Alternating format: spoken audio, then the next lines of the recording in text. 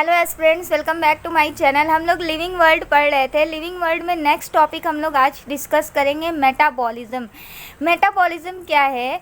Metabolism एक ऐसी process है जिसमें जो भी कंपोनेंट होते हैं हमारी बॉडी में, उनका या तो ब्रेक डाउन होता है या फिर किसी स्मॉल मॉलिक्यूल से लार्ज मॉलिक्यूल का फॉर्मेशन होता है। ठीक है, तो मेटाबॉलिज्म की बात करें तो ये लाइफ का एक नेक्स्ट कैरेक्टरिस्टिक है जो बहुत ही इम्पॉर्टेंट रोल प्ले करता है किसी भी ऑर्गेनिज्म को लिविंग बनाने के लिए। ठीक है, all living organism are made of chemicals. ठीक है, वो क्या बोल रहे हैं, जितने भी लिविंग ऑर्गेनिज्म हैं सब के सब केमिकल से बने हैं। अब जैसे कि हम सभी का जो बॉडी मसल्स है वो किससे मिलकर बना है? प्रोटीन।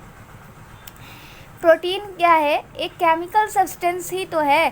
प्रोटीन किससे मिलकर बनता है? प्रोटीन अमीनो एसिड से मिलकर बनता है। ठीक है, अमीनो एसिड्स का अगर फॉर्मूला देखो आप तो कुछ इस तरीके से अमीनो एसिड का फॉर्मूला होता है।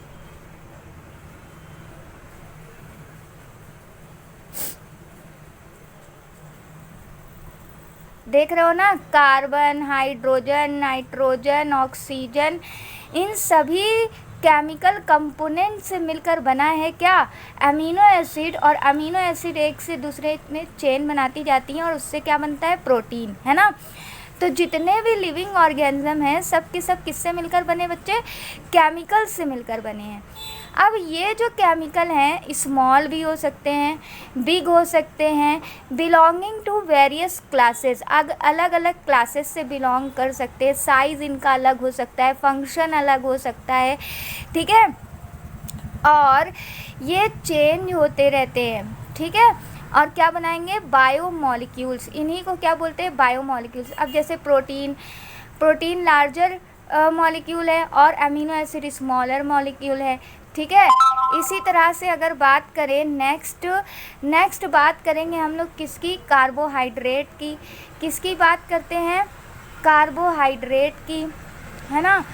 कार्बोहाइड्रेट भी क्या है? ये भी एक तरीके का आपका बायोमॉलिक्यूल्स है। ठीक है, जो हमारी बॉडी के फॉर्मेशन में, हमारी बॉडी को एक्टिव बनाने में, हमको लाइफ देने में हेल्प करता है। नेक्स्ट क्या बात करते हैं बच्चे? नेक्स्ट कह रहा है दीज चेंज और कन्वर्जन आर केमिकल रिएक्शन और मेटाबॉलिक रिएक्शन। अब देखो ये जो मॉलिक्यूल्स हैं, ठीक है, इनमें आपस में चेंज होता रहता है। लार्ज मॉलिक्यूल ब्रेक होकर के स्मॉल मॉलिक्यूल में बदलते हैं, स्मॉल मॉलिक्यूल कंबाइन करके लार्ज मॉलिक्यूल में बदलता है। ठीक है, तो ये जो कन्वर्जन है, चेंज है, किसके थ्रू होता है? केमिकल रिएक्शन के थ्रू होता है या मेटाबॉलिक रिएक्शन के थ्रू होता है। अब जो भी हम रोटी खाते हैं, राइस खाते हैं, है ना, उन सब में कार्बोहाइड्रेट होता है स्टार्च के फॉर्म में। सबसे पहले ये कार्बोहाइड्रेट ब्रेक डाउन होता है किसमें? ग्लूकोज के फॉर्म में। ग्लूकोज का फॉर्मूला क्या होता है? C6H12O6। ग्लूकोज के फॉर्म में ब्रेक डाउन हुआ और फिर इसको एब्जॉर्ब कर लिया जाता है इंटेस्टाइन से, और एब्जॉर्ब होकर के कहाँ जाएगा? सेल में। और सेल में रिस्पिरेशन की प्रोसेस के थ्रू आती है ऑक्सीजन। ठीक है, ये ऑक्सीजन और ग्लूकोज कंबाइन करते हैं और कंबाइन करके क्या बनाते हैं? कार्बन डाइऑक्साइड, जिसको रिस्पिरेशन की प्रोसेस में रिलीज़ कर दिया जाता है। वाटर के मॉलिक्यूल बनाते हैं और साथ ही साथ एनर्जी बनाता है, और यही एनर्जी हम अपने दिन भर के कामों में यूज़ करते हैं, है ना। बिना एनर्जी के हमारी लाइफ पॉसिबल है? बिल्कुल पॉसिबल नहीं है ना। तो there are thousand of metabolic reaction occurring simultaneously inside all living organism, be they unicellular और मल्टी सेलुलर।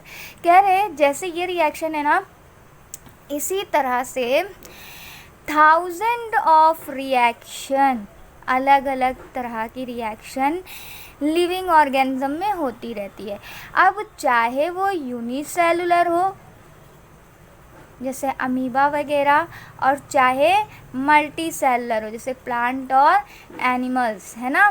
चाहे यूनिसेलुलर हो चाहे मल्टीसेलुलर हो, सभी में मेटाबॉलिक रिएक्शंस होती रहती हैं, ठीक है, जिससे हमको एनर्जी मिलती है या फिर कुछ अनदर सब्सटेंस का फॉर्मेशन होता है। ओके बच्चे,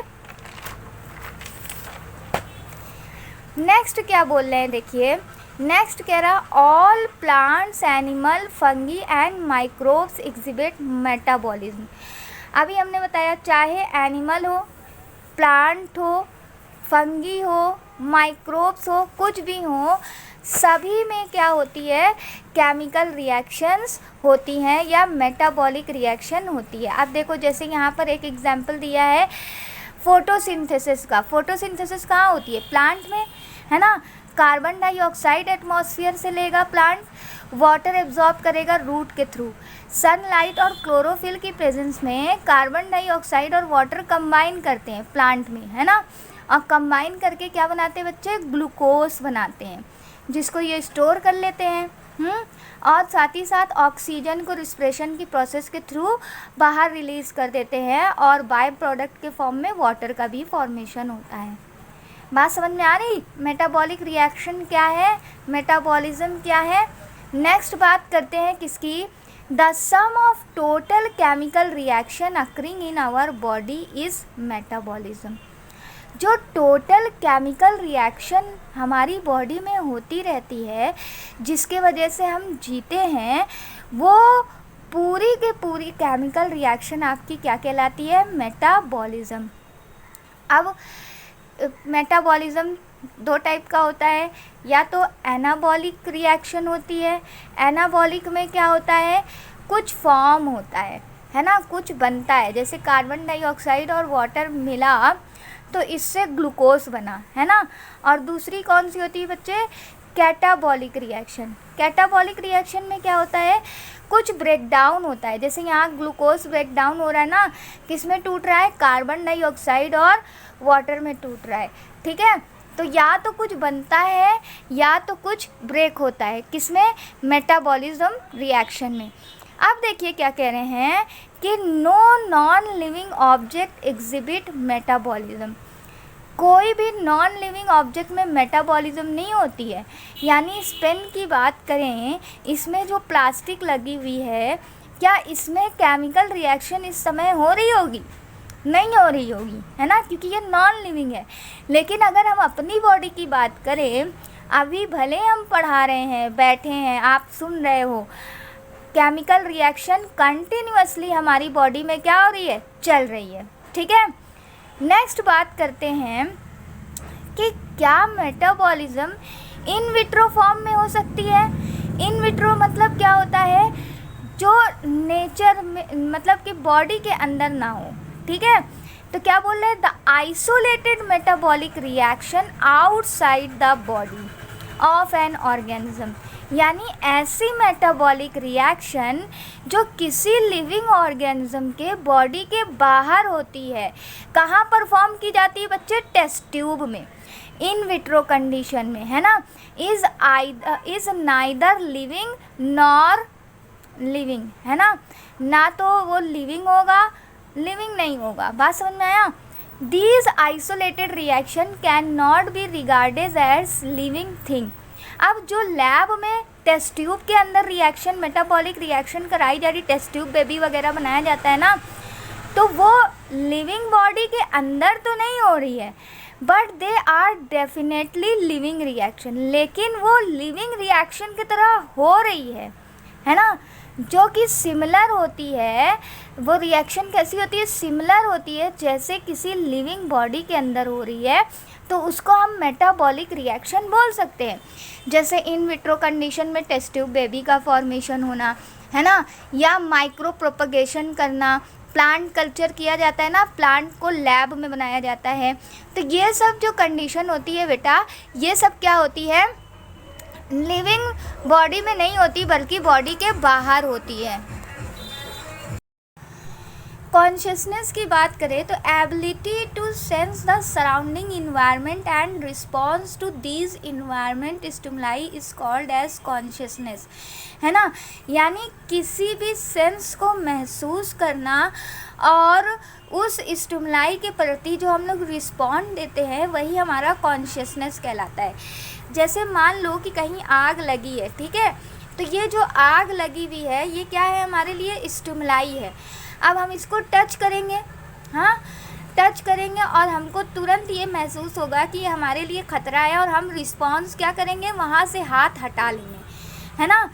तो ये जो हमें फील हो रहा है, ये जो हमें पता चल रहा है कि यहाँ से ख़तरा है और हमने इससे बचने के लिए जो रिस्पॉन्ड किया, यही हमारा क्या है, कॉन्शियसनेस, ठीक है। तो वी सेंस, हम सेंस किसके प्रति करते हैं, किसी भी फिज़िकल ऑब्जेक्ट से, केमिकल, बायोलॉजिकल स्टिमुलाई से, है ना, थ्रू आवर सेंस ऑर्गन, अपने सेंस ऑर्गन के थ्रू। अब देखो आँखों को देखो, बाहर से देखोगे शेर आता हुआ आँखों से अपने, तो वहाँ खड़े रहोगे कि भाग जाओगे, समझ जाओगे ना कि खतरा है, यहाँ से भागना है। और स्किन के थ्रू, अभी फायर का एग्जाम्पल लिया, आग को टच कर रहे हैं तो हमें पता रहेगा कि ये आग हमारे लिए क्या है, खतरा है, हम रिस्पॉन्ड करेंगे, वहाँ से अपने हाथ को हटा लेंगे, ठीक है।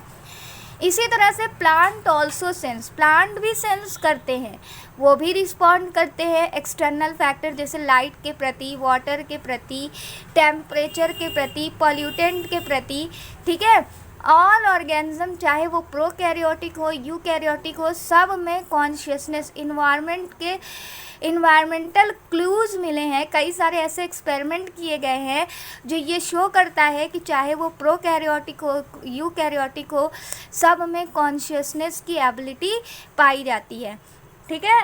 Some common example of consciousness can be seen in organism like plant में फोटोट्रॉपिज्म, फोटोपीरियोडिज्म देखा गया है ना।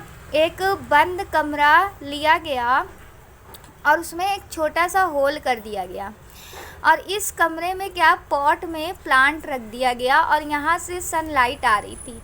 हुआ क्या कि कुछ टाइम के बाद प्लांट को सीधा स्ट्रेट ग्रो करना चाहिए था ना, स्ट्रेट ग्रो करने के बजाय प्लांट इस तरह से बेंड हो गया, ठीक है, लाइट की तरफ, जो ये शो कर रहा है कि प्लांट किस तरफ रिस्पॉन्स करता है, जिधर उसको लाइट मिले, है ना। और इस प्रोसेस को क्या बोलेंगे, फोटोपीरियोडिज्म। इसी तरह से some animal perform breeding in a particular season, कुछ ऐसे एनिमल होते हैं जो ब्रीडिंग की प्रोसेस एक स्पेसिफिक सीज़न में ही करते हैं, तो ये उनका कॉन्शियसनेस है। बात समझ में आया। नेक्स्ट क्या बात करेंगे, अगर ह्यूमन बीइंग की बात करें, when human being is concerned a very well developed nervous system, human being में वेल डेवलप्ड नर्वस सिस्टम है। तुरंत जो हम लोग नर्वस सिस्टम पढ़ेंगे तो वहाँ पर डिटेल में देखेंगे, है ना। जो हमारे डेंड्राइट्स होते हैं स्किन में होते हैं, मैसेज को गेन करते हैं और तुरंत स्पाइनल कॉर्ड से कहाँ लेकर जाते हैं, ब्रेन में लेकर जाते हैं और तुरंत हमारा ब्रेन मैसेज को वापस इफेक्टर ऑर्गन के पास भेजता है और हम अपने हाथ को उस अफेक्टेड पार्ट से या फिर जहाँ पर जो हमको स्टिमुलस मिल रहा है वहाँ से हम क्या करते हैं, हटा लेते हैं, है ना। तो ये हमारा सेल्फ कॉन्शियसनेस है। या फिर हम पहले से जान जाते हैं कि उस जगह पर ख़तरा है, वहाँ पर हमें सामने खाई है, वहाँ हमें ख़तरा है, वहाँ पर हमको नहीं जाना चाहिए, है ना, और हम उस जगह पर नहीं जाते। ये किस वजह से पॉसिबल है, क्योंकि हमारे में वेल डेवलप नर्वस सिस्टम पाया जाता है जो सेल्फ कॉन्शियसनेस में हेल्प करता है। अब देखो इस चैप्टर का नेक्स्ट टॉपिक है सेलुलर ऑर्गेनाइजेशन। अब लाइफ के लिए सेलुलर ऑर्गेनाइजेशन भी बहुत इम्पॉर्टेंट है। सेल की अगर बात करें तो cell is the basis unit of life, है ना। जितनी भी एक्टिविटी होती है वो सब के सब कहाँ होती है, सेल के अंदर होती है। जितनी भी लाइफ से रिलेटेड एक्टिविटी होती है सब के सब सेल के अंदर होती है ना। और all living organism composed of cell, जितने भी लिविंग ऑर्गेनिज्म है सब किससे मिलकर बने हैं, सेल से मिलकर बने हैं। Some are composed of single cell, जैसे अमीबा वगैरह सिंगल सेल, तो उसी सेल के अंदर उनकी सारी एक्टिविटी होती है ना, जिन्हें क्या कहते हैं, unicellular organism. While other composed of many cell, कुछ और भी ऐसे होते हैं जो मल्टी सेल में बहुत सारी सेल से मिलकर बने होते हैं, उन्हें क्या बोलते हैं, मल्टी सेलुलर ऑर्गेनिज्म कहते हैं, है ना। सेल की बात करें तो cell is the fundamental structure and functional structure. Cell जो है किसी भी लिविंग ऑर्गेनिज्म का फंडामेंटल स्ट्रक्चर है और फंक्शनल स्ट्रक्चर, यानी कि जो बॉडी को स्ट्रक्चर मिलता है वो भी सेल की वजह से मिलता है। जितनी भी केमिकल रिएक्शन होती है वो भी सेल के अंदर होती है। ये किसी भी लाइफ की प्रॉपर्टी को क्या करता है, डिफाइन करता है। कौन? सेल। आई होप आप लोगों को लेक्चर मेरा समझ में आया होगा। लाइक, शेयर और सब्सक्राइब करना मत भूलिएगा। Okay, thank you.